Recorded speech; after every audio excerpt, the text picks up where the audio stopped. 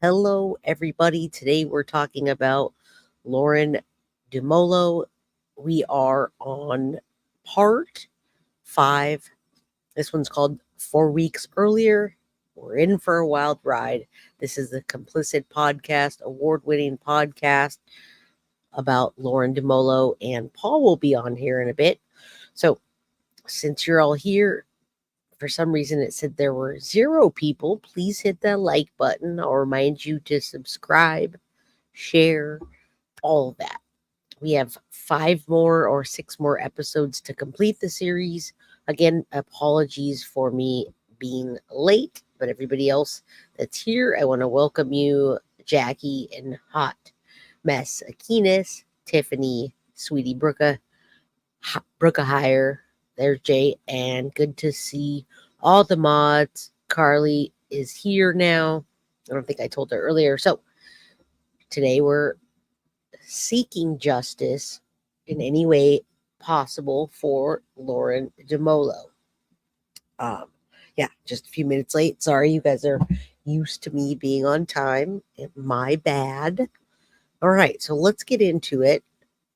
This week we have a crazy episode. I'm going to say crazy just because this case is definitely a wild ride, but I always want to start out with showing you, well, the people in the situation, what's going on, how things progressed, etc., etc. So I'm going to show a quick couple of clips as we get started into the podcast.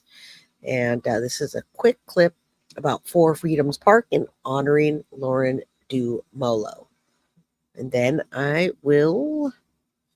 And hello, everybody. Hello, Melly. Hello, C. Smith. Yeah, this is one of those episodes and series where you want to definitely catch up at some point. You want to hopefully share this. Once the whole entire series comes out, you can indulge in all episodes and blast through it. I promise you, you won't be disappointed. It plays in chronological order of what happens. And now, let's honor Lauren Dumolo for a moment. Community members are joining this weekend to honor Lauren Dumolo. She disappeared from her home in Cape Coral last June 19th of last year. So it'll be a year this Saturday. So to remember Dumolo, event will be held again Saturday at 4 Freedoms Park at 10 in the morning. Family members will pray, unveil a custom bench in her honor. And if you attend the event, you are asked to wear pink. Right. We have some new information to I probably should have wore pink today. I have a perfectly good pink shirt, but I'm wearing blue. Lauren, you know that we're honoring you at this point. I feel like we are looking for Lauren's body, unless many of the theories that we have about the trafficking situation there in, well, Cape Coral, Florida, and that particular area. If that's a situation, you never know. Sometimes you'll get somebody that's been missing for years come back. Now I want to play the Callahan Walsh talking about In the Pursuit, Missing Lauren, and it's got a few of the people that were involved in the case that may have been suspects, but there's so many of them. As you listen to this and watch this series, you'll see.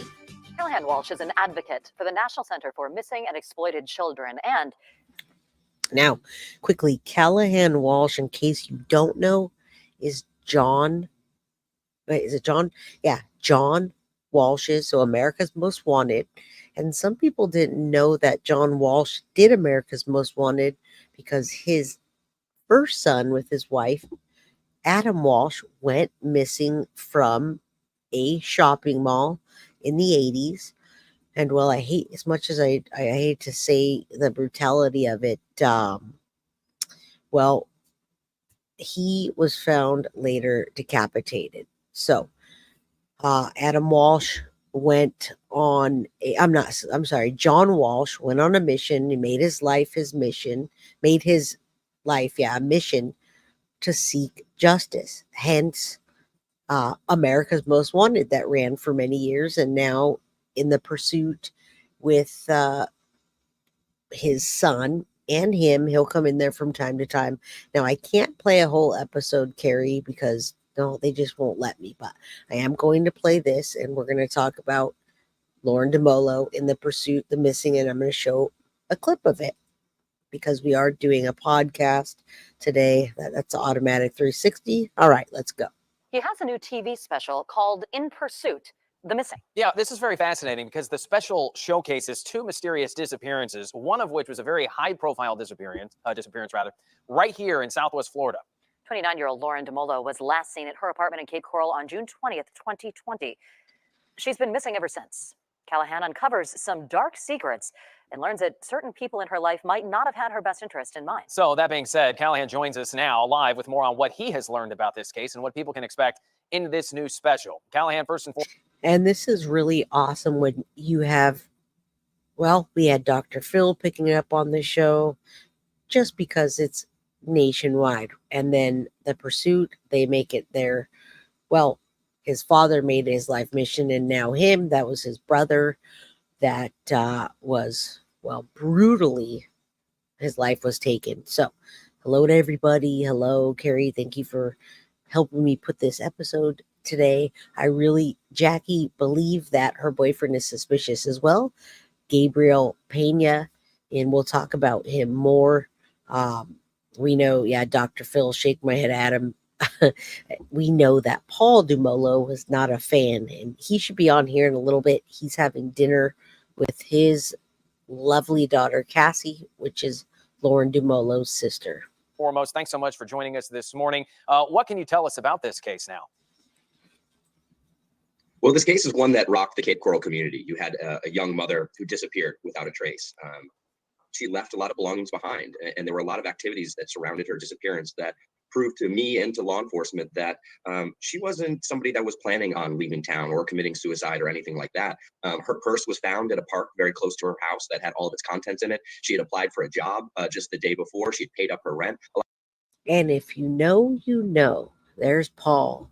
Paul is everywhere, and he's been looking dedicatedly for years. He will not stop. A lot of things that people don't do who plan on skipping town. So we knew this disappearance was very mysterious. We knew that there was a lot of suspicion around the way she went missing, and we knew we needed to shine that white hot spotlight on this case and try to crack it wide open.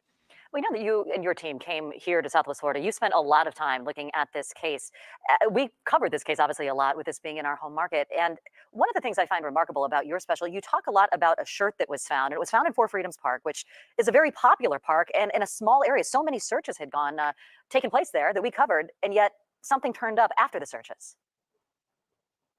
Yes, that was a very bizarre moment in the investigation. Law enforcement had searched and combed that beach at Fort Freedom's Park, and if any of your watchers have been to that park, they know that beach is not very big. It's maybe, I don't know, 40 yards long. I mean, that's not very big. And to comb that beach with the volunteers and the law enforcement that was there would have taken no time at all. In fact, it was searched multiple times because that's where the purse was located. But Lauren's family came down to search for her themselves, and they were the ones who found that shirt on the beach days after that search, seemingly as if that shirt just appeared on the beach because there wasn't any damage to it. Now, it's really weird, and it seems that it was placed there, in my opinion. We talked about this on the last episode where they found her shirt kind of placed there. We haven't gotten to the sandals yet, which I would love to get to at some point, the way the sandals were her sandals. And it's just really weird when you do a full out search, you find a phone in the apartment, a purse, but no shirt, but then you find a shirt laid out. So I want you all, planted. That's a good way to say it, Sadie's mama, which means somebody really close to her. Now, I want you to all not be discouraged if you're coming in here and you don't know the case. Don't be discouraged because we always do a recap of it. We talk about it. And as you go, you can always go back and watch it. And then you can watch all of them when we're done with the entire series. So if you have questions, ask questions. But I don't want you not to be in here because you feel like you missed something. It is very sad, Jackie B.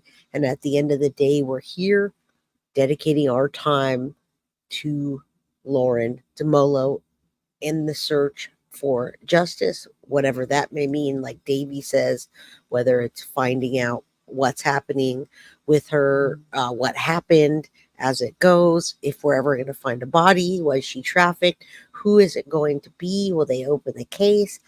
McClure was so kind to send me links to cold cases, to file, paperwork for that, et cetera, et cetera. Lynette, thank you. Love them covering the new Jay. Thank you. Wear to that shirt that would indicate it'd been out there in the elements. And for a fact, that was Lauren's shirt, that she'd been seen in that shirt, wearing that shirt. There's multiple pictures of her wearing that shirt. It's a very distinctive shirt. It's a very, very interesting part of this case that we don't have the answers to. You just mentioned Lauren's family coming down to assist in the search for her. And you also mentioned in your special that those close to Lauren may not have had her best interests at heart. What exactly do you mean by that?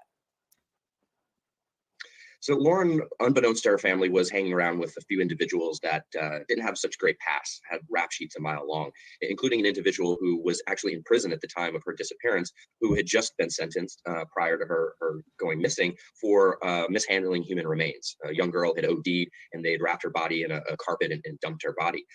So there's individuals that she was around and surrounded by who aren't model citizens, if you will. Now, Lauren was fighting for custody of her daughter, was being drug tested and never tested positive. She was going 6 hours back and forth to visit her daughter. She was fighting tooth and nail to get her daughter back. So if, again, Lauren were to leave town, that would have jeopardized her custody battle. And her family had said that she was a bit in fear, thinking that somebody might have been following her just leading up to her disappearance. Is it possible that she saw something related to the individuals that she was? And remember, she also went into a hospital right before that. Well, they call it 5150. She also walked right into right into the water and swam across at Four Freedoms, I believe. And NYC baby boomer, hello. Again, not familiar with this case. Well, we've been covering it. We've been covering this case. Well, we're in the 5th episode in. And what I can say is Lauren Dumolo has been missing for the last 4 years. And we have teamed up with Complicit in their award-winning podcast. They're so kind to let us use their podcast to bring this story back to life so that this case isn't closed and it doesn't go... So it's a cold case, but it's not closed. So we want to keep it going. So if you're here, great. In Florida, it's called the Baker Act. Thank you, Carrie. Jamie F., I'm not really sure what you're referring to. If you emailed me, please let me know. I've been not all the way in town. Multitasking. So I don't know if you emailed me. I haven't checked all my emails, but thank you. Let's keep going. You'll pick up on the case as we go. In a company with, did she see something and they were in fear that she would say something about it? We just don't know. Callahan Walsh, thank you so much. So much that we could talk about, but we certainly appreciate you shining this type of international light on a case that is so important to our community. Thank you for what you and your family do for the missing and exploited families throughout this country. Thank you for having me, and thank you for covering this case. And again, you can see this on Discovery Plus. It is streaming right now. Yes, it is. Time right now is 9. All right. So Family, friends, and community members are joining. we saw the honoring Lauren. I'll keep that up for a second as I figure out what's next. Let me take a look. So if you guys have questions, feel free to chat and I will see what I could do. I'll see what I could do to answer the questions. You know, we're really deep in the case. If you watch episode 1, that will give you a good, let's say it'll give you a good recap. It's not even a recap. It's actually in episode 1. It kind of gives you the full story of what happened. But with these, it gives you the intricacies of what happened and what's happening and how many people are involved and how many people you might think are involved. Wow, it's a crazy case. I mean, there's so many things to this that you can't have it done in one episode because there's so many things. So let me just pull up some pictures that Carrie sent me. And Crime to Remember. Hey, beautiful people. I'm here listening, doing birthday dinner with my son. Happy birthday to your son. He is a Leo. What's up? Jay will help to figure it out. We will, and we will keep it in the light. Jamie, thank you for the happy belated birthday, anniversary, all of the above. I'm still out there. RVing, coming back and forth and streaming. I just saw a pole got struck by lightning. Wow. Is it weather like that now? That is crazy. All right. So I said stuff in your last live, but you didn't respond at all. Jamie, I didn't see anything. So sometimes the emails or the messages don't come through. So I want all you to know I'm not ignoring you at all. I cannot see all of the messages. They don't come through on StreamYard. So I wish I could, and I wish I could talk to every single one of you all the time and answer everything. Unfortunately, I can't.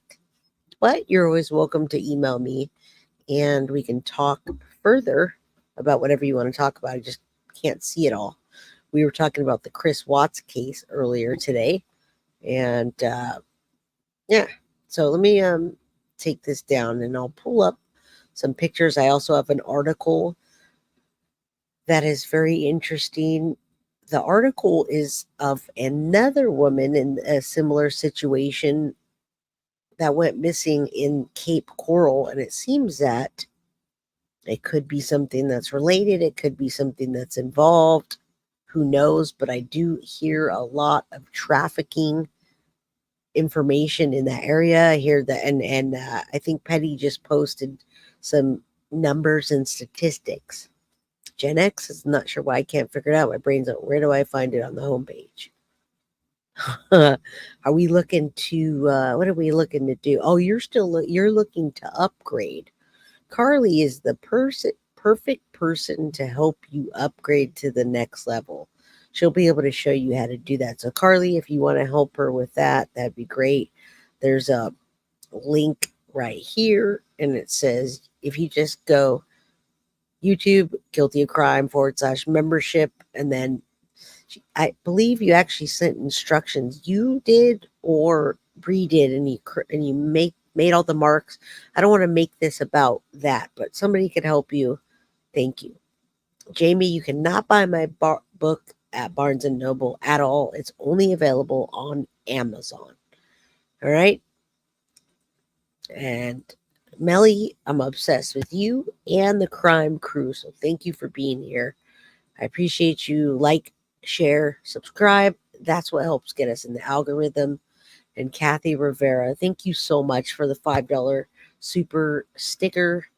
Thank you, thank you, thank you. And Marissa looks like she just became a member again. I thought she was a member already. Let's get into the article. Now, Cape Coral, I'm going to say this again, is also the place where, well, tattoo-faced Wade Wilson was when he committed the murder spree, and also attack of Mila. Thank you everyone for the kind words. I love this channel and chat. Amber, what's up? Sadie's mama, hello. Jamie, you're welcome. All right, we need the link for the book. All right, we do need a link for the book, and if someone could drop a link for the book, that'd be great. It's actually right here, folks. It's in the chat. And it's right on Amazon.com. It's an interesting little link. But thank you. Sherry P., you're amazing. Thank you so much. You guys are great.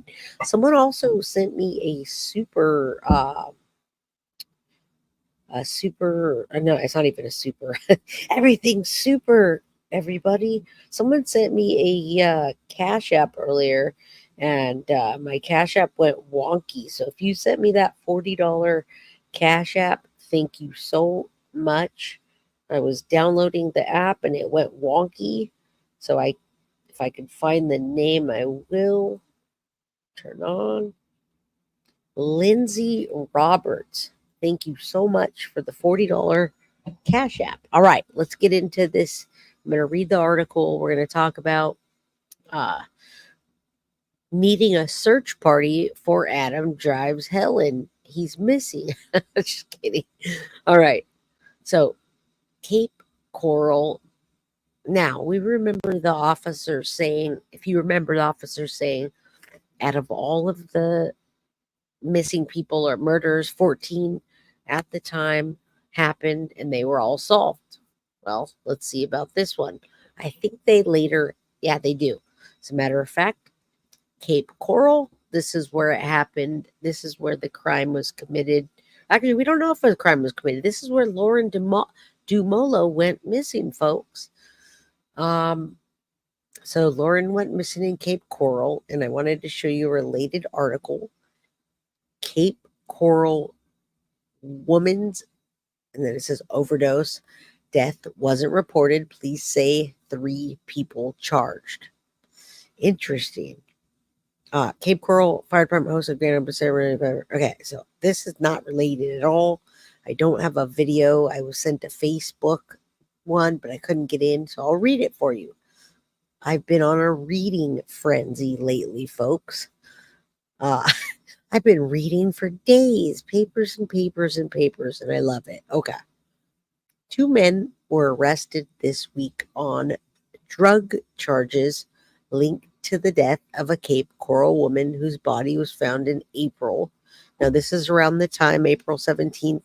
It was around the time, obviously not 2024, when Lauren went missing. The department said Friday evening that officers had arrested 3 people in connection with her death. Kayla M.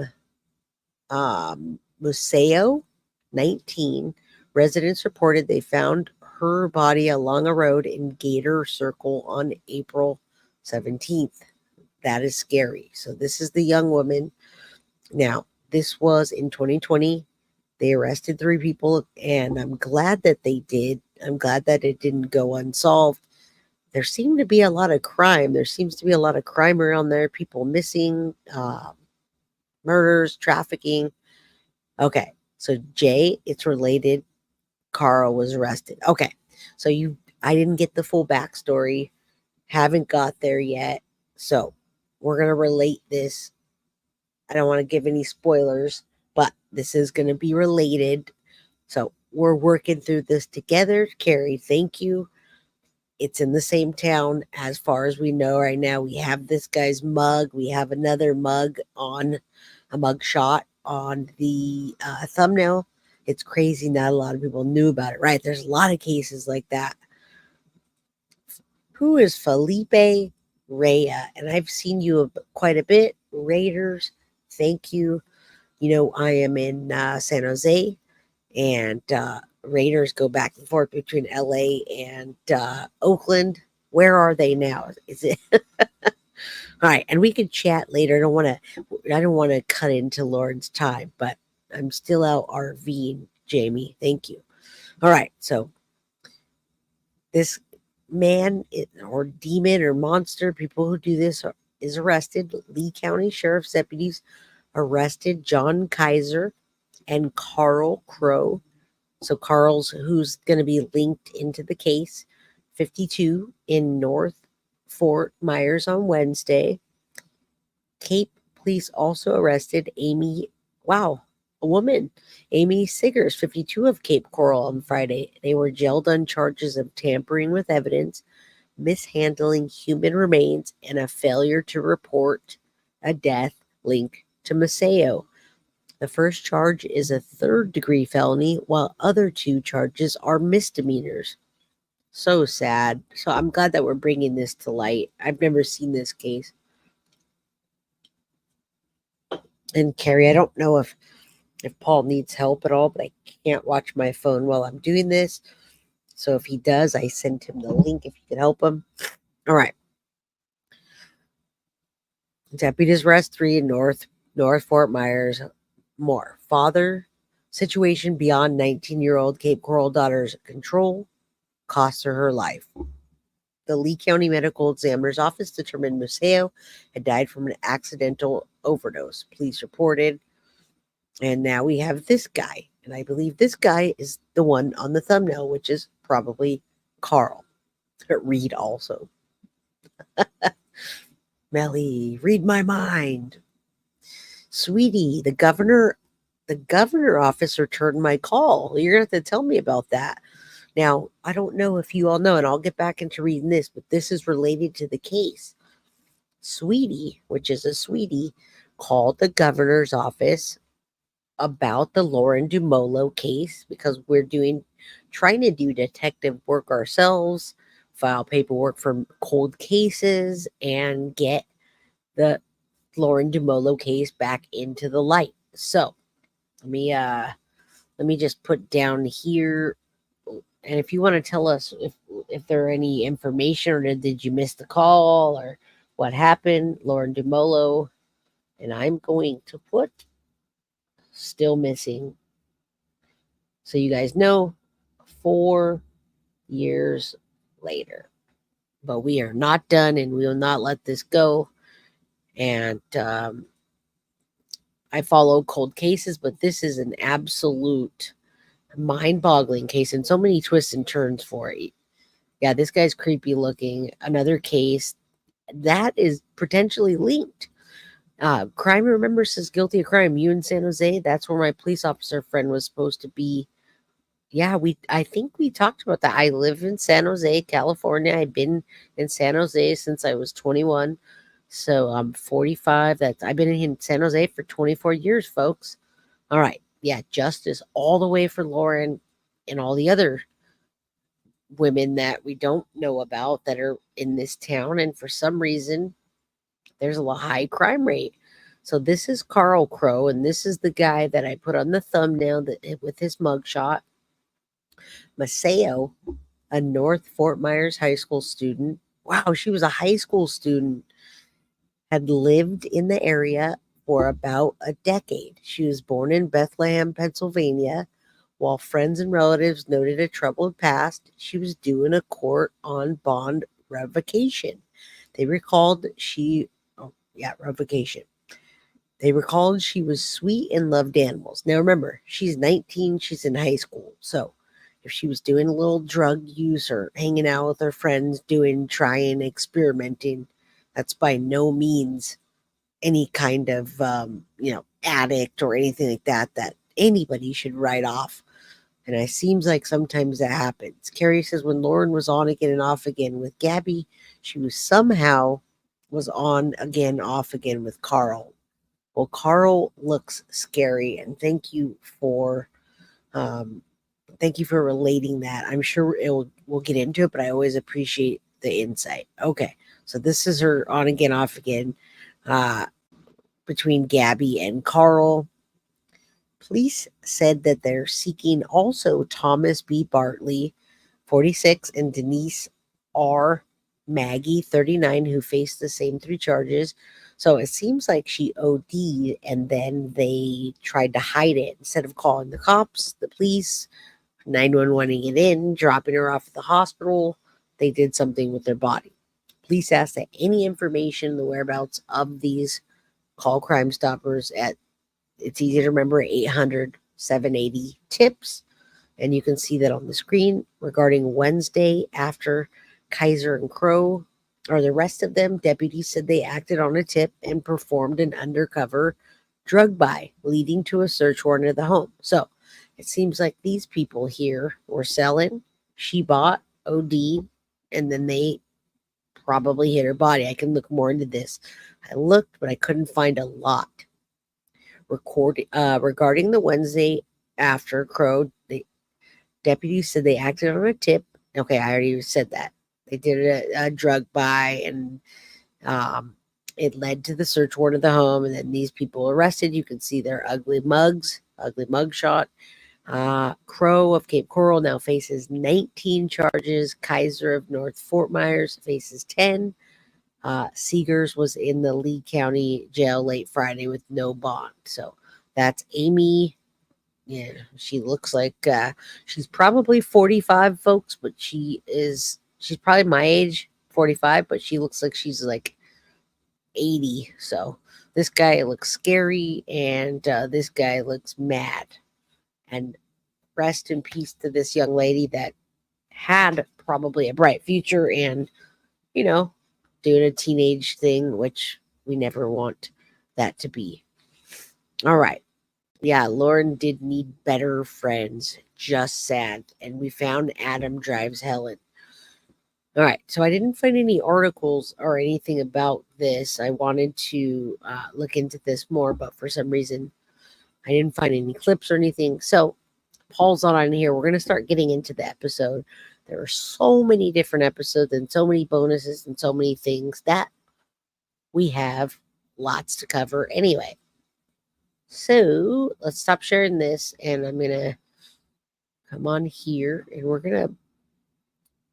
we are going to start our episode today. We're on, technically it's episode 4 on Complicit, but for us, we're on number 5, and it's called The 4 Weeks Earlier. I'm fast forwarding through that. All right, let's get this set up for you all. Thank you again, everybody, for being here, supporting the channel, becoming a member, all your lovely comments, sticking in, hanging in there, and supporting this case. You are donating your time with me to get this case out there and get the whole entire series out there, because it's not easy. It's not easy, as you know, to every Thursday dedicate your time at a certain time to make sure that you, well, are not late, which I was late today, and to do this and cover this case and be diligent about it. So Adam says he's been here the whole time. He wasn't missing, folks. Bethany says, thank you, Jay and Mods. And now we're going to get into the actual episode. Wendy Side says, yes, I'm in my patrol cruiser with my canine unit. It's cold in my car, but you sweat as soon as you get out, because I have to wear a bulletproof vest, all black in the Texas sun. Well, you sound like a badass, Wendy. I'd love to see a picture of that. All right. This is when stuff gets real, things start happening. Buckle up. All right, and we will, and I'll start looking for the pictures. I'll pull that back up, because again, we're bringing this to life. So as I play this, I'll be doing that, and then Paul will probably pop on right in the middle. As advised. On the last Complicit. They took the curtain out of the house. They took Victor and Gabby's work van. Then they went to the yard. Yes, send me a pic. Victor and Gabby's boss was found dead in his hotel room. She was asking if any apartments were available. She said she had to get out of a bad situation. I look on Messenger and I see this message from her that, he beat her up and that she's scared. Her message said, I don't know what to do. I need to get out of this situation. I need help.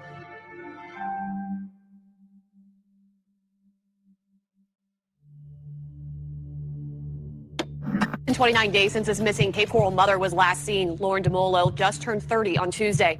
Dumolo hasn't been seen in more than a month now. John Kaiser, Carl Crow, and Amy Seegers are all charged with tampering with physical evidence and mishandling human remains. Where is Lauren Dumolo?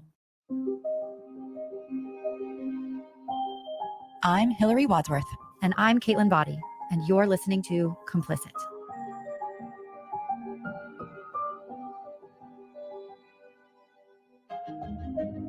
Chapter 11. On again, off again.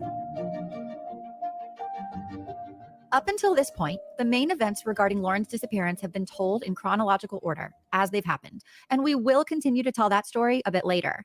But in this episode and the next one, we're going to take you back in time to before Lauren disappeared, because there were some things that happened that were discovered that might fill in the picture a bit more.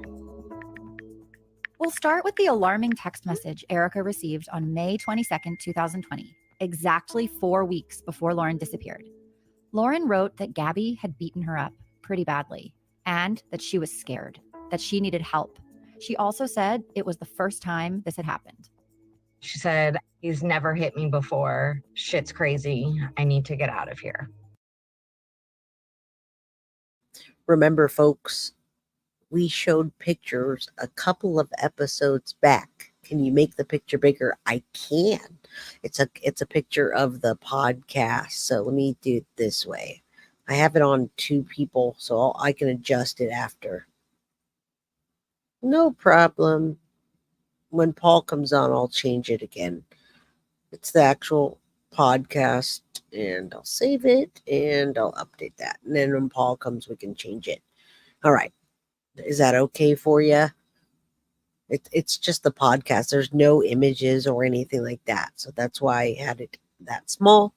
We've definitely dropped the link. I drop it in every single one. And I got permission from the ladies, Caitlin and Hillary, to use their podcast. So, all right, let's keep going. I just want you to know that there are pictures that Lauren sent to her father after Gabby hit her and choked her, etc. Very scary. All right. Thank you. It is a pretty background. I figured it was fitting for Florida. Even though Lauren and Gabby had been together for 4 years, Lauren shielded their relationship from much of her family and even her closest friends. And this was not like Lauren, according to those close to her. The allegations of Gabby's abuse had seemingly come out of nowhere that day.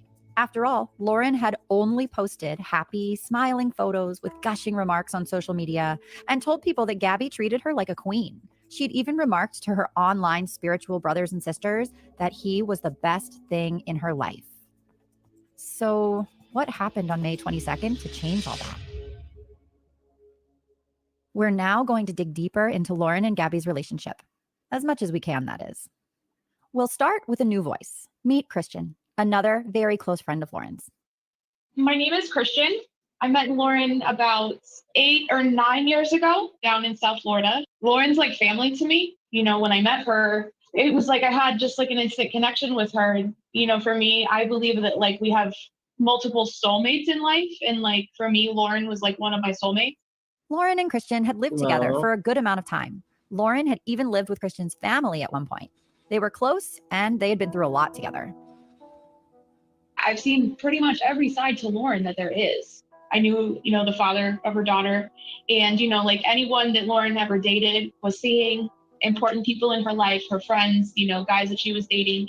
You know, I've heard about all of them in detail. Stories, you know, like having a good laugh, good times, bad times. But I've never heard one story about Gabby. So I've never met Gabby. I know very little about Gabby, and that in itself speaks volumes. So if she were to tell me that, you know, things were tumultuous, chaotic, dangerous, if he was violent, you know, I definitely. That seems to be the recurring theme with Gabby. And he had another girlfriend. I think he was still married. Paul never met him, folks. Paul, out of the 4 years, they were supposedly fiancés, and Paul never met him until after Lauren went missing. So keep that in mind. Recurring theme here. Really would have spoken my mind on the issue. So instead, I feel like there was nothing said because whatever it was to be said wasn't good. One day I called her in the car and she was very like short, like one word answers. She said she had to go and she got off the phone. And as soon as we hung up the phone, she was texting me that she can't talk right now. She feels like she's censoring herself. I said, are you talking about your boyfriend or who are you talking about? Her response was, he's everything. I didn't know if that was like a good thing or a bad thing. It was just weird to me. She would post pictures on Facebook that like everything's great and the love of my life. And to me, it was a show. Whatever was really going on in that relationship and in their home life, I think that it was a show. Here's Erica again, echoing a similar sentiment as Christian. Erica has also known Lauren for about 9 years, and they too lived together at one point. I've never met her boyfriend, Gabby, but she's told me good things about him, but also not so good things. She did tell me that every time it came to the bills need to be paid, he would disappear and leave her stuck to figure it out on her own. She told me that like she was like stuck, you know, she had nowhere to go, she had no money. Then I look on Messenger and I see this message from her that, you know, he beat her up and that she's scared and she just wants out of this relationship. The only facts I know is that her boyfriend beat her up. Her boyfriend acted real shady once she became missing. And to me, I just have this gut feeling that he knows what happened to her. He knows where she is. Here's the thing. You don't live with somebody. You're with them 24/7. They become missing and you know nothing. They say plants like music. Yeah, no, like really, they respond to the They like people talking to them too. and give them Miracle Grow. Once before she disappeared, Lauren and Lindsay were texting about Gabby, and Lauren was feeling sad. She wrote, "It sucks because I love him and I want to be with him, but we're not good for each other. We don't build each other up. It's so unhealthy. He's always miserable and I'm tired of feeling like I'm the reason for it. I'm really starting to watch it implode in front of my eyes. I know it's over and it makes me sad." This wasn't the first time Lindsay had heard this from Lauren. According to Lindsay, she'd been feeling like this for a while. I know she loved him a lot. There are so many times, like, I know they're just pictures on Facebook, but like she would always post them going like out to dinner or just something silly that he got her. And I've heard her say a few times, I want more from him. You know, they just broke up a lot because they didn't want the same things.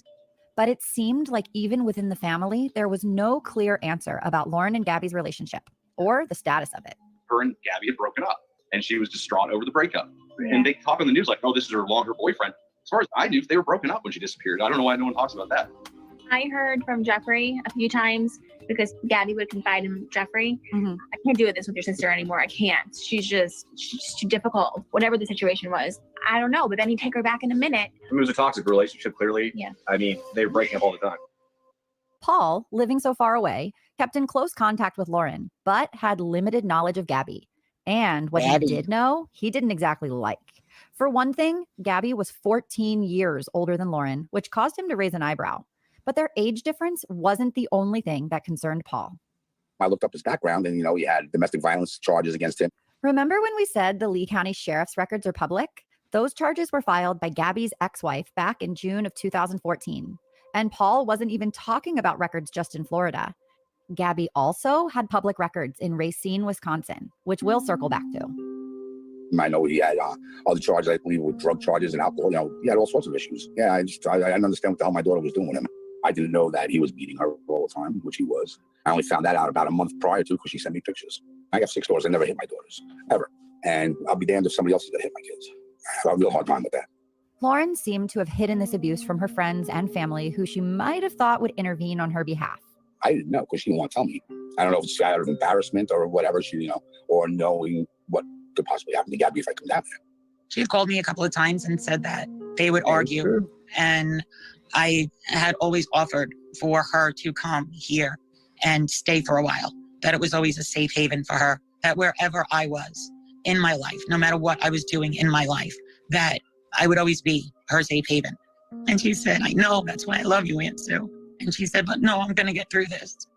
And I always said to her, just make sure he does not lay a hand on you and stop the control, Lauren. You can survive on your own.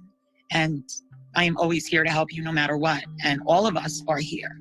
We are a family that comes to. Definitely seems up until this point, whether you've watched all episodes or no episodes, that this was a very toxic relationship. And in my mind, Gabby is the number one suspect, but if you listen to more episodes, it seems like there are other suspects, possibly, and then the boss turns up dead. The van that they were using, was they took that away, and it just sounds really similar to Jocelyn Nungarai, how something got back to one of the coworkers and they ended up telling. It's just really weird how people around them end up passing away, dying, mysterious circumstances. And after this, I'm going to show you the chart again of the people and then some pictures about Lauren, etc. There's a lot of good information on the Complicit podcast website that I'll share with you so you can see these people that we are referring to. Thank you all again for being here and supporting this. What is up, Amy Boyd? Howdy from Texas. That's all right, Wendy. That's okay. And I'm not sure why the all caps, what that does, but these people know. Together. We come together no matter what, no matter where we are in our lives. We will stop. We will come together and we will help. She never expressed to me that it was that it was a life or death situation. But Danny discovered through her searches that Lauren wasn't silent about Gabby's abuse to everyone, and that it had been going on for a while, unlike what Lauren had told her friend Erica. We went to the 7-Eleven across the street, and I found out that Lauren had gone to the 7-Eleven frequently. It was kind of her safe place. She would usually go there later at night. She would go there and talk about Gabby, her boyfriend, and she would share that she was in a really bad relationship. It was toxic. It was violent at times, physically and verbally. Paul also discovered that others knew about the abuse when he began searching. He heard from people in the area that Lauren had vocalized her abuse. From what I understand from the people that worked at Publix, that, you know, she would come in and she would talk to them and like kind of whisper, and was always looking over her shoulder to see if somebody was watching her. She was always scared. Always said she was in a bad relationship with him, and she was scared of him, and, you know, she's trying to get out of it. He was a very, from what I understand, very controlling person.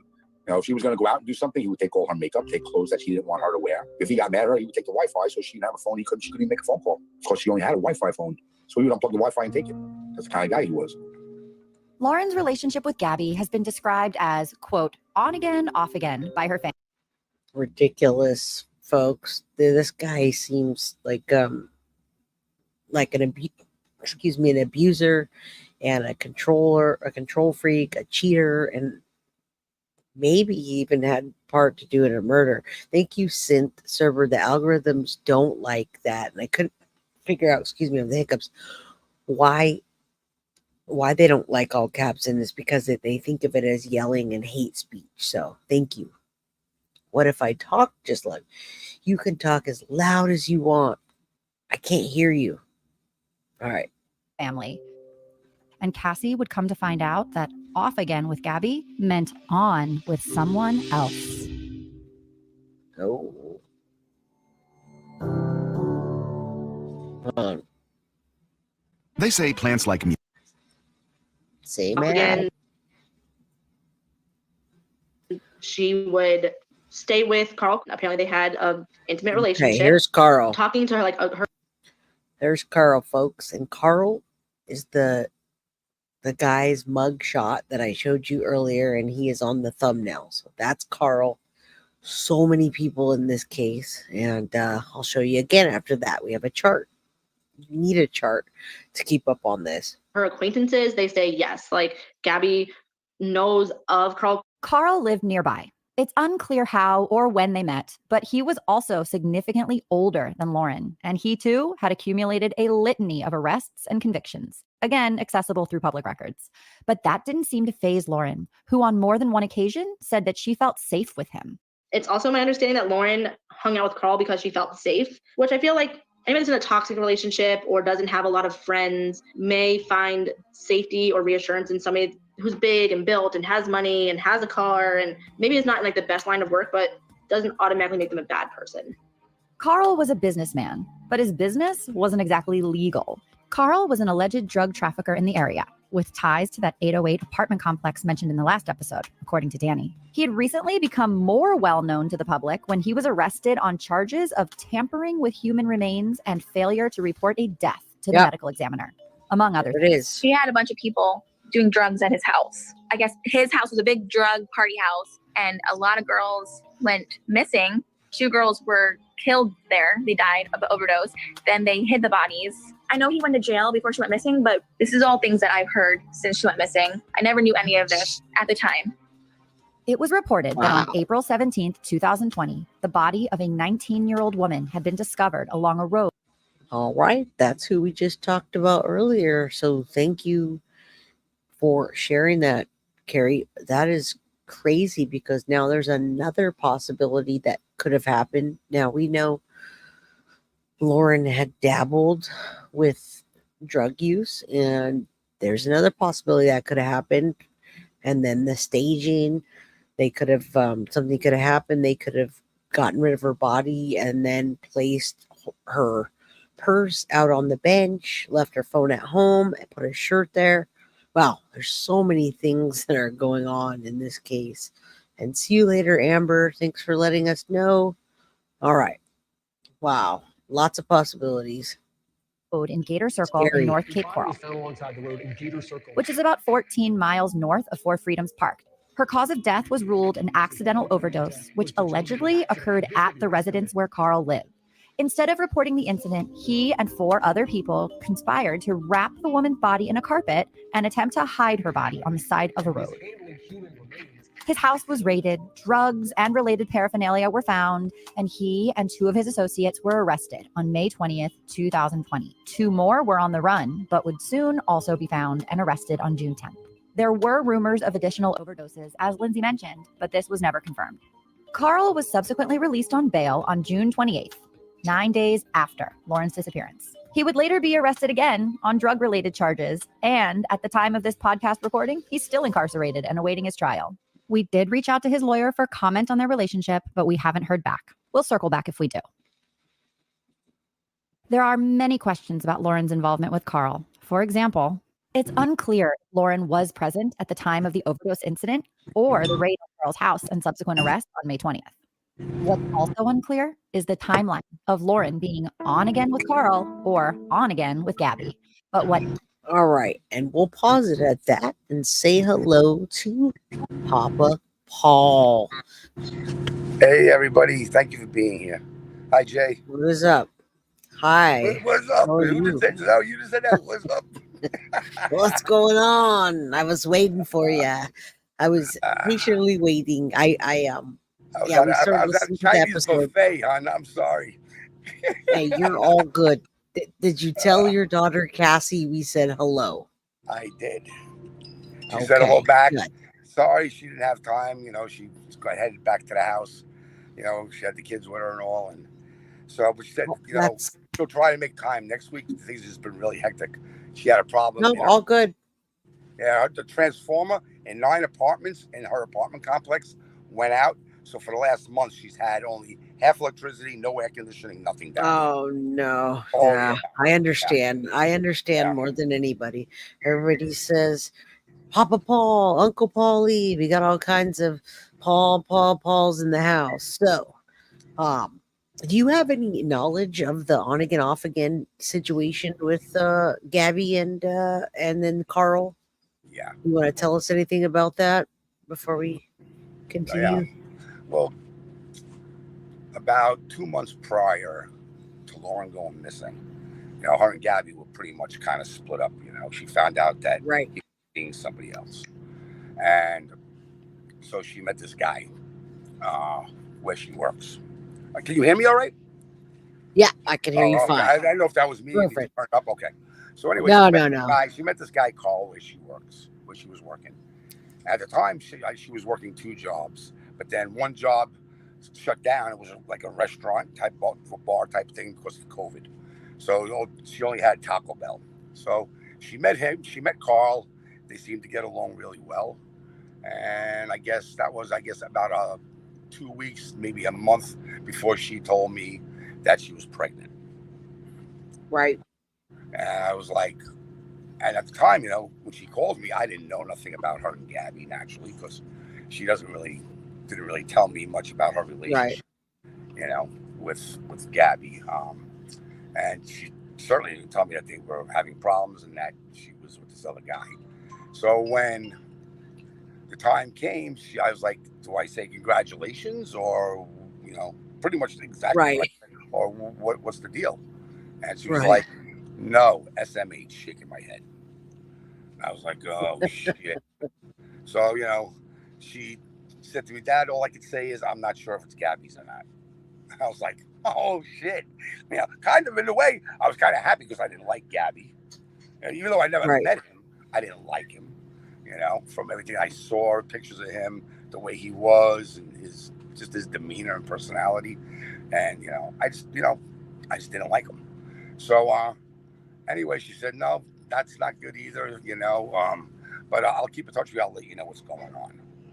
So she told Gabby about it, and, you know, she had an abortion. Right. And he was supposed to go with her, and he was supposed to pay for half of it, or all of it. I'm pretty sure she said half. And instead, he never showed up. He never went with her. She had to go by herself. She was crying that day when she came, you and told me about it. And I was like, oh, kid, I'm so sorry. I go, why don't you leave and come stay with me? And she's like, Dad, I don't really know anybody there. And I said, listen, you'll meet people. You're young. You'll go out. You'll make friends. You'll meet people through work. Whatever. I said, you're not going to have a problem meeting anybody. You never have. And, How long was this before she went missing, by the way? About 2 months. Okay. 2 to 3 months. If I go back in my text messages, I can tell you exactly. But that's okay. Yeah, that's okay. I'm just trying to get it. Yeah. Right. Between 2 and 3 months. So, then, I guess things naturally got to the point where it got worse between the two of them. And then she went missing. And then I went down to Florida. And at the time when I went down to, and here's the thing, I didn't know who this guy, I didn't even know his last name. All I knew him was as Carl. So Carl, right. Yeah. So when I got down to Florida, a friend of hers sent me a text message and said to me, I really need to talk to you, but I'm afraid to talk on the phone. I said, I'll meet you somewhere. So I met her, and she showed me the text messages between her and Lauren. And I found out who his last name was Crow. She said, this guy is no good, he's in jail. I said, jail? I go, for what? And she goes, the 19-year-old girl OD'd in his house. Yep. And this is how stupid these people are. They wrapped her up. They were in bed. She was out on a chair, from what I understand, and her mother was actually there. Oh wow. Yeah. So she OD'd on a chair. They woke up in the morning, and she OD'd. She was dead. She was gone. So they wrapped her up in a blanket and they put her out in the woods. Well, one of the guys that was a part of this, it was 4 of them, was living in his van, and he was out in the woods really close to where they dumped the body, this 19-year-old girl's body. And unbelievable. It gets even better. Yeah, unbelievable. So this cop just happened to be going, driving around back there, because I guess it's a known, hangout spot for people that do drugs or whatever. And so this guy was acting suspicious. So the cop decided to start walking around, and he found the body. And this will blow your mind. So as he searched for ID, he found a business card in her back pocket with all their phone numbers on it, and that's how they got caught. Yeah. Yeah. Well, that's. I'm glad that they did. And do you have any idea how much time, let's say, Carl ended up getting it? They didn't do much time on that, as far as I know. I think maybe, I don't know, 6 months or 9 months or something like that, because all they could prove is that they just, improper disposal of human. Right. Yeah, I saw that on the ad. Right. On the article. So when I got down there, I found out he was in jail and how long back it went. I knew it wasn't him that was involved in it. And her girlfriend said actually that she felt safe with Carl because Gabby was always beating on her. So when Carl, I found out about a month later, he got out of jail, or a few weeks after I was, and I actually went to his house and knocked on his door, but he didn't answer the door. Right. Yeah, nobody did. All right. Let's listen to the timeline. I understand he's back in jail again now on drug charges. Yeah. Yeah. I wouldn't doubt it. All right. I'm going to hit play real quick. We're going to listen to the timeline. And if you could mute yourself, there is a little bit of buzzing, but that's just because it's his background, folks, and he doesn't have his headset, and that's okay. Want me to put my headset on? I could do that. Yeah, if you could do that while we're listening to this, that'd be great. That way they don't hear the buzzing. All right. I'm going to hit play. What is clear is that there was some overlap. She was pregnant, and that the child could either be Gabby's or Carl's. Like, there wasn't any definitive answer on whose child it was. Lauren was pregnant. Lauren was already a mother to a beautiful little girl who would turn 6 during her disappearance, and she loved her daughter more than anything.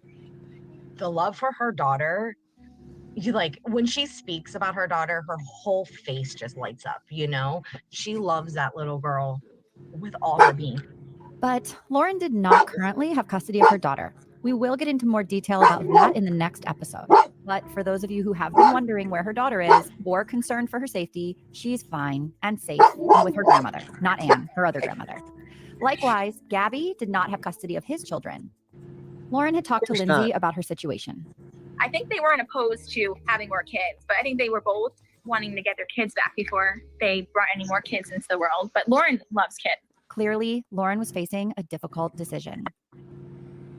It's also my understanding that Carl didn't want her to have the abortion and Gabby didn't want her to have the abortion, but then Gabby and Lauren talked about it and they were just not in a financial place to have another child. Which brings us back to May 22nd. It's the day Lauren did get an abortion. Christian spoke with Lauren just prior to that day. I know it was a very difficult decision for her. I remember feeling very skeptical because there was something that she wasn't saying. And I knew there was a lot that she wasn't saying. As far as she had communicated with me, like Gabby had left. I don't know to where and for exactly how long he was gone, but that he left and she decided that that's what she wanted to do and that that's what was best. And then within a few days, I think, of her actually going to have the abortion, then he was back in the picture. Paul received an upsetting call from Lauren that afternoon. She actually had an abortion that day. She called me crying because he didn't go. He didn't pay for it like he said he was going to. She said she was sitting on the couch and he came home from work and she wasn't feeling good. All she did was ask him, can he get her a bowl of soup? And then he beat her for that. And that's it. Wow. That's all she told me. According to Paul, Lauren said that not only did Gabby not accompany her to the abortion, he added injury to insult. And she sent pictures to Paul on May 22nd as evidence of the damage that Gabby had done. All right. And I'll pause it at that so I can ask you, were those the pictures that were sent? The ones where he choked her and I could actually still hear background noise. I'm not sure why. I don't know. I don't think it's my truck that has any background noise, to be honest with you. It's quiet. Okay, that's fine. You know, Interesting. I don't know. Unless it's, unless it's because it's, hold on, let me unplug my, if I unplug this, is it any better? Maybe it's coming through the wire. I don't know. Is that any better? Yeah, it's okay. Yeah, it actually is a little bit better. It was the wire. It's probably the wire from being plugged in. It could be. That's okay. We'll do the best that we can. When you're in a truck, it's okay. We're doing our best here. So yeah, everybody hit the like button for Paul.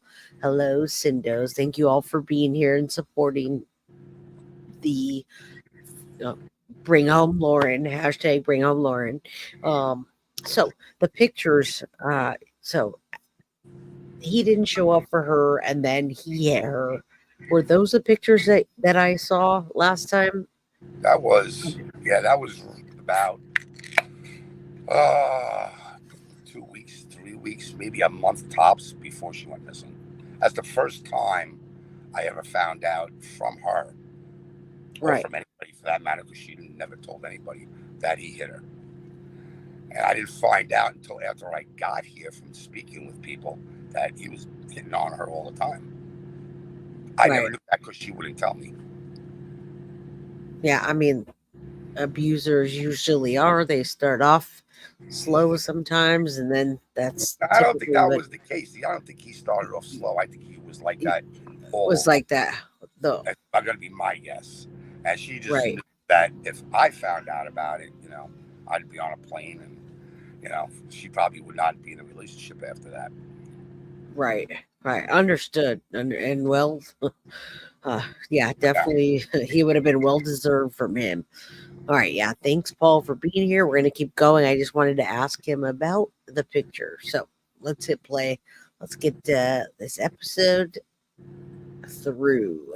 Let's get it done. You can see on her arm where she blocked, there's a big mark on her arm over here. You can see where there's like handprints and strangle marks on her neck. And then on her side where she's like all like kind of scratched and starting to welt up on her hip. I got the text message. I'm like, did you have him arrested? Well, first I said, what the fuck? That's what I wrote, what WTAL? And then I was like, did you have him arrested? And then she's like, she didn't say, and I was like, listen, I'm coming down there. But Paul didn't travel to Florida. This was all happening smack dab in the middle of the COVID-19 pandemic, and there were travel restrictions, lockdowns, quarantines.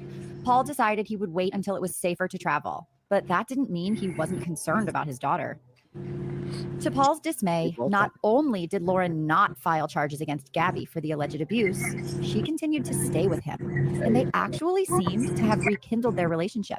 But again, this was no surprise for those who were aware of their on-again, off-again pattern. I know she really loved him, and supposedly he treated her like a queen, was what I was told. Why do women stay with their abusers? I don't know. I'm dealing with a 15 or 14-year-old kid. I'm dealing with an adult. So my daughter, I still have, I can say what I want. What can I actually do about it? Paul was impeded by COVID travel restrictions, but Cassie was in the same state, within driving distance, and could check up on her sister more easily. And to their surprise, was a firsthand witness to Lauren and Gabby's happiness. Cassie saw Lauren on Saturday, June 13th, 3 weeks after the incident on May 22nd, 5 days before Lauren disappeared. I had driven from my residence to hers, and I met up with her and Gabriel, and I picked them up, and we went to the beach that day, and we actually just had like a really good day. And Lauren and Gabriel that day were like hugging and kissing and dancing, and like life was just good. I know that Lauren and Gabriel's relationship was very up and down, and probably not the happiest relationship, but like not all relationships are rainbows and butterflies, like you have your trials and tribulations, but like that's just a relationship. And I've only met Gabby twice. I never really judged him in any way because I don't know him. She always said that he treated her well. I mean, I will say like they were on again, off again. I'm not just blaming Gabby for like an unhealthy relationship. Lauren can be a lot to handle sometimes. That day, Lauren was like, yeah, we're good. And like I said, they were hugging and kissing and dancing, and I had no reason to ever believe that they weren't. When I left. All right, I'll pause it at that for a moment, and let's talk about the governor. I don't know about what happened. Sweetie Brookire reached out. What do you know about the governor? Have you made any progress, Paul? Now I can hear that background noise again. I don't know why. I don't know what the hell that is, because I don't know. I'm not sure what you're hearing. That's okay. When you talk, it's a little bit better. It covers it up. But wow. What about the governor? Sweetie Brookire says to ask you about that. Sweetie had told me that she sent a letter to the governor to see what he would do about looking into this. And unfortunately, today when I saw my daughter, I brought my phone, but my phone died. So she's an Android girl, and I don't know why. I'm trying to no plug. No charger, because I didn't bring one. No charger. So yeah, exactly. So I just saw her message that to give her a call afterwards.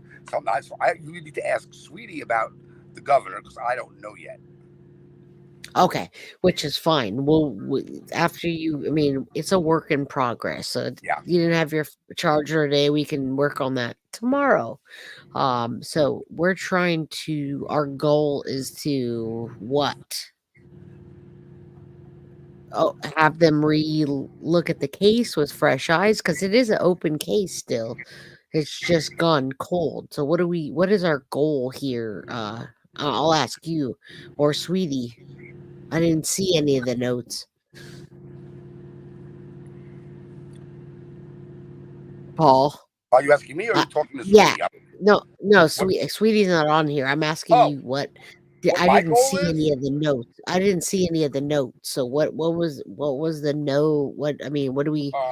I'll tell you what it says. That'd be awesome. Yeah. Yeah. It says. I didn't even get a chance to read it. I'm going to read it right now for the first time. Perfect. Okay, it says this is what she wrote. Can you please look into the missing person, Lauren Dumolo? 4'11", missing. She was Baker acted twice before. Could she be in a hospital again, but under another name? If not, Lauren Dumolo. Please call Paul Dumolo, her father. Lauren Dumolo is missing out of Cape Coral, Florida. Help. And then it says here, please note that the Florida has a board public record law, and all correspondence to the executive office of the governor, which is not exempt of confidential pursuant of Chapter 119 of the Florida statutes, is a public record made available upon request. That's all the reply was. Okay. So the public records are there, available if you want. I want to get them. But the Baker Act part, I don't. There's so much. There was been so much publicity and so much television coverage. I mean, I was on every news station. I still am. Almost every holiday. every holiday they call me, Paul, it's been this long, it's been, anything new, would you like, I would like to, interview you. And I always do interviews with them, but, if she was anywhere in Florida, people would know who she is, seriously. 'Cause Right. the coverage has been we went national, it went completely national, but she's not in a hospital. She never should have been in one to begin with. Right. That's the problem, she never should have been in there to begin with. But as far as an outcome goes, and if I was going to be completely 110% honest with you, which I'm going to be, and I always will be, it's been this long. I pretty much am kind of sure I know what happened to my daughter, and Right. I'm pretty sure I know where she might be, and unless somebody decides one day they wake up and they have a conscience, or somebody that was actually there, but see, Right. that's going to be hard to prove again, because I don't think anybody is going to come forward. Any evidence, if there was any, which would have been minute, has been long gone, and I doubt very much there's anything left after 4 years. So, to be quite honest with you, I don't think nothing's going to come of this as far as an arrest goes, or any type of consequences, with the with the police department, or in a legal sense of things, so Right. that's just my opinion. I mean, stranger things have happened, don't get me wrong, Absolutely.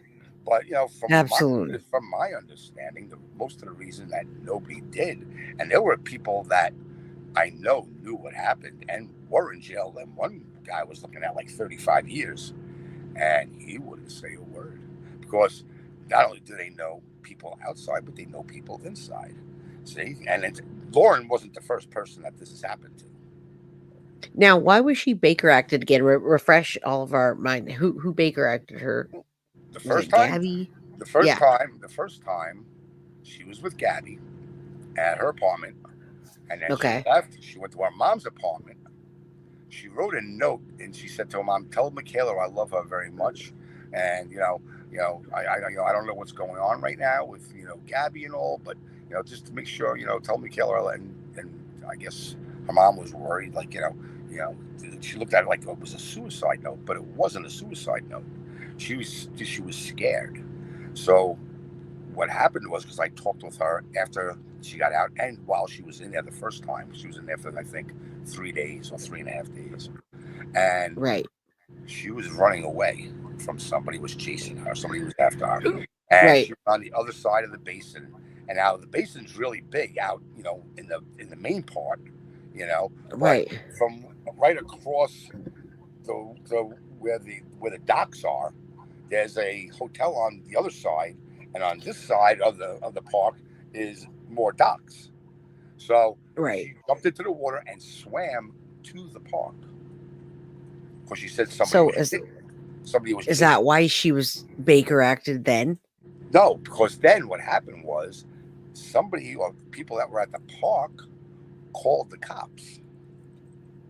And Okay. And then the cops came, and she saw the cops, and she thought she was in trouble for something, and so she jumped back into the water to get away from the cops.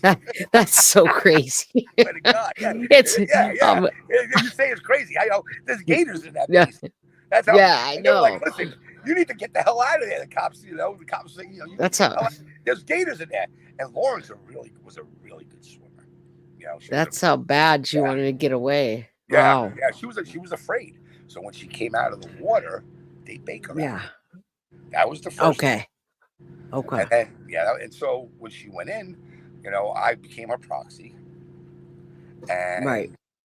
I spoke with her psychiatrist, and to me, from what they were telling me, it sounded to me like she was tripping, like he's either on like mushrooms or Right. or I don't know, mescaline, whatever what the hell was out there, LSD, I don't know, blotter, whatever it was, But they said, no, we did a drug screen. Yeah, it did take them a couple of days to do the drug screen, but they said, even if, even at this point, we would have found something in her system. And they said, but there was nothing in her system. They said Right. there was a little bit of THC. That was a very minute amount. That was about Yeah, it. that's not going to do that. Right. Now, Right. people are asking what a Baker Act is. Well, when they put you in for a 72-hour lockup. 72-hour. Mental institution, health evaluation. folks. For mental health evaluation. Yeah, it's a Right. mental health evaluation, and they hold you for 72 hours. Once they put you in there, you're not free to leave. Right.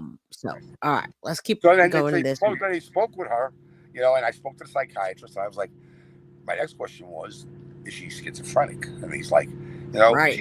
She's 30 years old. I mean, that would have shown by the time she was 16, 17, 18. It's very, very unlikely that, she's schizophrenic. We don't believe she's schizophrenic. But right. She told us that she had an abortion, and that could cause kind of like a chemical imbalance and probably almost hormones. Hormones, right. Absolutely. And that could be the cause of this. And that's what they basically believed was the reason for it. Right. Right. So right. And it could have been, it wasn't drugs. Right. So about 3 weeks later, out of the clear blue, I get a phone call from Gabby.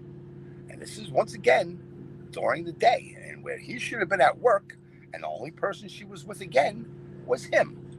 And was him, right. Yep. And the first time, the only person she was with was him. And she's like, she's having another episode. I hear Lauren in the background. Who are you talking to? I'm talking to your father. Give me the phone. You don't talk to my father. I'll talk to my father.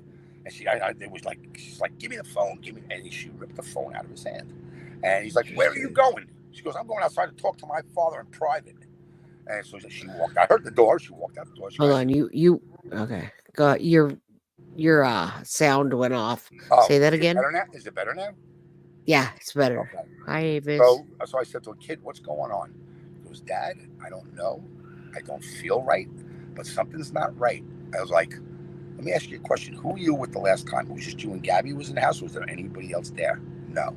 I said, he's slipping you something, I think. He's either putting something in your drink, or if you smoked a joint because you had THC in your system the last time. Right. I don't know if you're smoking any, but he's lacing something with something that's causing this. He goes, Dad, there's a lot. I need to get out of here. I said, all right, kid, listen, it's COVID. You can't just fly here right now because you'll be quarantined for 2 weeks. I said, but I'm going to come down there. Okay, Dad, I need you down here. I love you very much. And then she walked there. I guess he walked there. She walked back inside. And I said, put Gabby back on the phone. So he got back on the phone. I was like, what the fuck is going on? Excuse my language. What the fuck is no, you're good. What's going on, man? I said, the only time my daughter's ever had a problem like this, and both times she was with you when it happened, and only you. Right. I said, out of the clear blue, I've never talked to you before, never met you. You always were doing something. And one day you come home from work and call me that my daughter's not there. Why didn't you call her mother who lives there, or call her friends, or call, her brother, Jeffrey, who lives right around the corner, her sisters? You know all of these people. But for some reason you called me, and now you're calling me again. I said, I find this whole thing to be really odd. I said, I don't like what I'm hearing. And I don't trust you as far as I can throw you, basically is what I told him, but in different kind of words. So he says, well, what should I do? I said, well, you know what, dude? I'm not there. So you're going to have to make a call on that. But before you do anything, you call me, and I want to speak to my daughter again. She knew. So next thing I know, she's back in, but he never called me. So he Baker acted her herself. Wow. Yeah. Yep. And then I mean that's stuff that, I mean, those are things that happen in listening to true crime all the time. These are things that happen. You get somebody, drug somebody, they get them put into a mental hospital. But the thing is, she went missing right after this. So that's very The thing, Jay, is that really bothers me is this. That she was there for two days, I think, Monday, maybe 3 days, 2 or 3 days. And when they released her, This would deal by law. They have to have somebody come and pick her up, either a family member, and they have to show ID and everything, a friend, but it has to be somebody that come and pick her up. But you know what they did? They stuck her in an Uber and sent her home. And they can't do that. That's it. And I got a call, an anonymous call from a guy that worked there, and he was an administrator. He wouldn't give me his name. He said, but you need to sue the shit out of this hospital, because the way they did your daughter and they treated you, none of it's right. There's something wrong with this whole picture, he told me. Right. Right. I agree. She got out and she went directly to the Circle K and put an application in for work. Right. So that's not somebody that's crazy or somebody that's going to commit suicide, or somebody that lost her job because she was bigger acted and she didn't show up for work. Right. So they had they had to let her go. Yeah. They didn't know where she went missing. There's this story is this whole, it's not a story, but this case is bigger than we think, folks. Let's listen a little more so we can hear what's going on, because we have a lot to cover. I mean, today we're almost there, but we so many more things to cover. It's not that simple. Left that day, I felt really good about where she was, but then she went missing 5 days later. Cassie saw a happy couple just 5 days before Lauren's disappearance, and Lauren told her that everything was fine. At the time, Cassie breathed a big sigh of relief because, well, there's even more to the story. There was another notable situation that occurred between May 22nd and Cassie's visit on June 13th. It's a big part of the reason Cassie had gone to visit her sister that particular weekend, and its aftershock would lead right up to the day that Lauren disappeared. On the next Complicit, a handwritten letter causes concern. She left this note, and that note could be taken as she is going to harm herself, or that she thinks something bad is going to happen to her. Lauren's strange behavior catches people's attention. Bystanders had called the police saying that a woman was acting erratic, and it was Lauren. Her family doesn't know what to believe. She was saying that she was scared that something bad was going to happen. And I mean, you say she was paranoid, but clearly something bad did happen. But where is Lauren Dumolo? Good question. All right, so I'm going to stop sharing. Let's stop sharing this. I'm going to show some of the pictures here on the website so people can see who's who and what's what, and just to remind them. And then if you have anything to say while I'm showing this, you can. We're in an hour and 30 minutes, so you got on here a bit late, which is okay. We have plenty more to go. All right, folks. So, can you mute yourself? Well, actually, I can mute you. I can. You want to mute me? Go ahead. I'll mute you, yeah, because I can hear that background noise when he's not talking. It's really strong. Okay. All right, folks. So, again, if you haven't seen this, Complicit, there's a website. People are asking if Paul has one. Complicit has one. It's still up. It's got a lot of information on it. Now, you can contact me. You can contact TBI. You can contact Paul. By now, everybody should have the number. If you go to the Complicit and then / podcast, there's a whole bunch of information on here. Home podcast episodes about Lauren, who's who, what happened, and a whole bunch more. So, I mean, this just gets, you can even download the PDF. So we're starting to get introduced. We're on episode 5. Technically, we're on episode 4 of their series. You can see Lauren here, and now we're starting to fill in the blanks of people. Gabriel, or Gabby, in my opinion, has been the number one suspect. He's not talking to anyone. We heard we heard from Paul that he only made a statement because Paul kind of, threatened him. You better go make a statement. My daughter's missing. That's the only reason he went. And he made a statement saying, I'm making a statement because basically I'm making a statement because I have to. So there's Lauren. And then you've got Lauren's daughter, Michaela, which is perfectly fine. She is with the grandparents. So that's Michaela's legal guardian, grandmother. And then Michaela's father, says Lauren's ex. I don't know. I guess Oh, that's the ex. I'm sorry, Lauren's ex. And then you got Paul here, Cassie, which is her sister. They were just at lunch together. Victor. I didn't see anything about Carl in here. Right? We can add more people, right? So anyway, you can see a lot, a lot of people in here. Victor, Anne's boyfriend. We got Anne, Aunt Sue, Anne's sister. So Anne is Lauren's mother, and then Victor was the boyfriend. I think Anne passed away. Paul doesn't look like he's here anymore. I don't know. I don't see his camera. Interesting. Maybe it went off. Anyway, all right, I'm going to keep going over this real quick. I'm going to show you a couple pictures and then, well, I appreciate you guys for donating to everything on the channel today, donating your time. And yeah, this story's going to get even more crazy. And you're going to say, well, who did this? Who's the actual suspect? And as we dig back into it further, and hopefully we get more information from the governor, we get more responses, cold cases, etc., we'll hear even more. So we got a whole bunch of people that haven't been introduced yet into this. And yeah, so there's that gives you a good idea. We already talked about what happened. 522, Lauren had the abortion, which we talked about earlier. Lauren is Baker acted at Four Freedoms Park on 6/1. She went to the water and just started swimming. She was released on 6/8, and then this always does that. Then Gabby Baker acted her for the second time on the 15th. Cassie visits on the 13th. Lauren disappears on the 19th. On the 18th, she's barely gets released on the 18th from her Baker Act, and then she disappears. All right, so Lauren's phone call, what is that? It keeps going.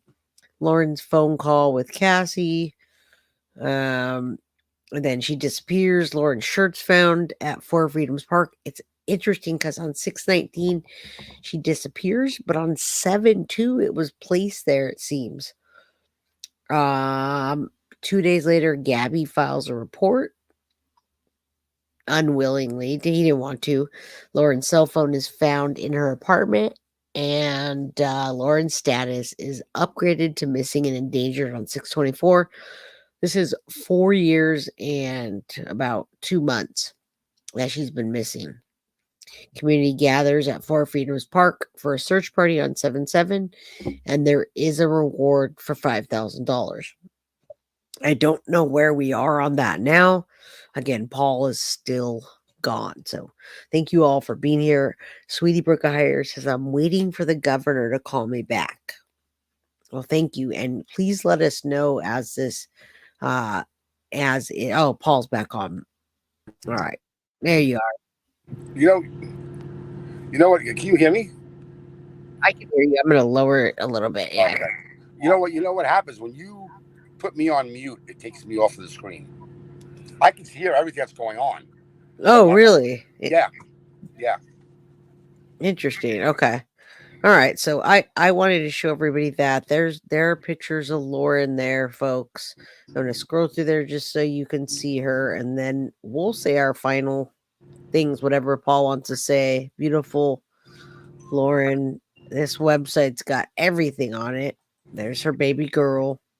Wow, lots and lots of pictures. They did a very good, thorough job. She looks like she got a tattoo there. I didn't see that in the picture, but it may have been the other side. Lauren, yeah, they have lots and lots of pictures of her and lots of information on the site. Look at that beautiful angel. And now you said you don't get to see your granddaughter, is that correct? No, the grandmother was something else, man. While I was there for 3 months, I wanted to go see her. Aww, and so sweet. She used COVID as an excuse, and that she didn't know anything. I'm like, listen, I don't have COVID. I will take a test before I come there. And I'm certainly not going to sit there and say, hey, guess what? Your mom is missing. I'm like, right. You don't like me because of what happened with your son. Right. And I, that's fine. But he deserves what he got. So there you go. And that's the way that game works. And that's that. And I said, but you know what? Unlike Lauren, I will see you in court, which I plan on doing. I'm going to take her to court. And I'm either going to take custody of that my granddaughter, Right. or Right. worst case scenario, I will get visitation and I will have her for Yeah. whatever summer or whatever. And you absolutely should. She Oh, should know I you. intend to. I was hoping to have this solved by then, because now Michaela's getting older. In case she asks me questions, I want to be able to give her some answers, But and you have a lot of love. You have a lot of love to give, and you should absolutely be her grandpa, and you should be in her life. There's no reason or excuse for that. no, Yeah. So the grandmother didn't like Lauren, because Lauren was, when her and the grandmother's son, broke up at the beginning, Lauren was staying with her. I had to stay with her, because he went to jail, and right. Lauren would call me all the time, like, she will overstep her bounds with me whatever I'm doing with my daughter. She always tries to act like she's the mother, and no matter what I do is never good enough. Dad, I can't stay here. So I wound up sending her money so she can get her own place, and that was the point of contention there. That was between her and Lauren and me. And I never said nothing to the. I never said nothing to the grandmother. I didn't put my 2 cents in with her. Lauren can handle that herself, which she did. But I'm sure, she knew that, I sent her the money and she moved out, and she didn't like that. Right. Yeah. And you know what? It is. Children deserve their family, and especially a good man like you that wants to be in her life and has a lot of love to give. And people are absolutely right when they say that's abusive to keep people out of their life for their own selfish reasons. So you'll get there. And it wasn't just me; it was Cassie also. She wouldn't allow Cassie to talk or anything. Oh, really? Yeah, she just doesn't want you all in her life. She wants control. That's exactly what she's a control freak. Yeah, she's a control freak. And she has another son who at the time was also living with her. I don't know if he still does, but Adam, who was the baby's dad, he's been in and out of rehab. I don't know how many times, forever, That's hopefully he's cleaned up now. I don't know. The mother said he's not allowed near Michaela, so she was kind of. I don't know if that's what has changed or hasn't since 4 years ago. I have no idea. Everybody has makes mistakes. Everybody has their own shit. Hopefully the kid got better and he's part of his daughter's life. That would be a good thing. Yeah, no, absolutely. And we all deserve to have our family. And again, we're all here. We're all here to support you, Paul. You know that. Whether it's just a text message, a phone call, or for you to come on here and voice what you need to say.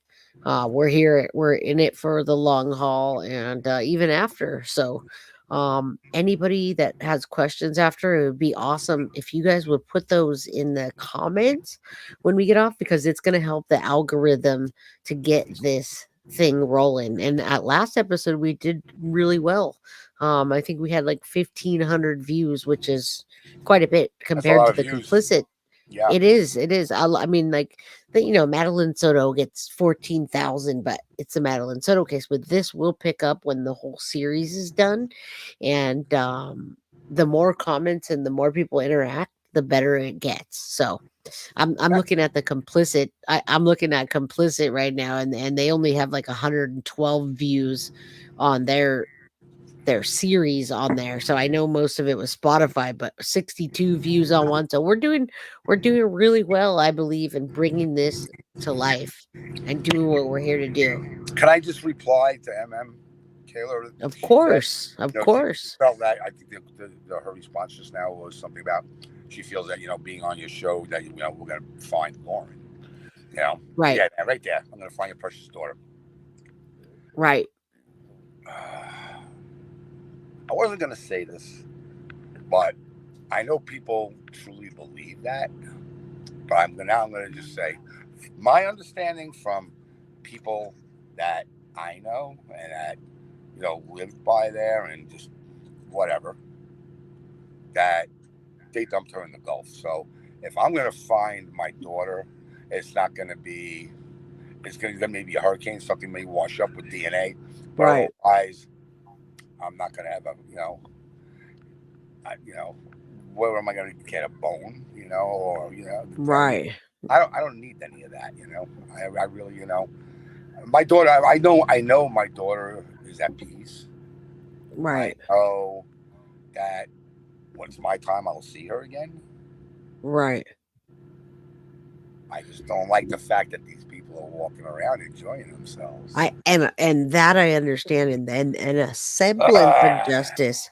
Yeah, I believe that too. I believe after a while it's like you're trying to bring a body home. At this point, I don't even know that there's any kind of body, but some type of closure or holding people accountable, even finding out what happened would be helpful. Unless my daughter was in Egypt somewhere and they mummified her body in a freaking pyramid. Yeah, it's not funny, but I mean, it is funny because it just doesn't. It doesn't work that way. You No, break it down doesn't. and, that's Yeah. it. I'm a realist as well. I'm a realist. Paul, I'm a realist as well. And I do understand that. And I'm not here to, because I don't have anything better to do with my time. I'm here because I want to help get answers and not necessarily bring a body home, but get answers and hold people accountable. Even if it just puts pressure on the right people, that's what I'm here for. That's the thing. The accountable part. I think if I had to make an assumption, which I hate to do, but I'm going to do it anyway, this one time. Go for it. Go for it. I believe the police have a really good idea who did it, but they're not going to make an arrest. And because if they do, and it's the circumstantial evidence that they have doesn't hold up, guess what? They can never be tried again. Absolutely. Because you got double jeopardy, right? Right. So that's why I'm sure that no arrests have been made and that they're hoping either something or someone comes where they have a case where whoever it is going to do the time for it. They're not going to do anything to jeopardize that, and I don't blame them for that. Right. Eventually karma is going to catch up with them anyway. So you're right. I'm a firm believer. I'm a firm believer in whatever what comes around goes around, and every dog has his day. I agree, and in some way or somehow it's going to come out, and we're doing this for a purpose. We're doing it for a reason, and we're doing this to bring Lauren back into the spotlight and maybe get some answers. Maybe that's the best we can hope for. I'm not, I'm a realist, so I do understand what we're doing here, and we got to put that energy out there and love and prayers, and we've got supporters, so let's do that. And if you could make it back on next week, that would be great. Next week we have same time every Thursday. Sure I'm not driving. Yeah.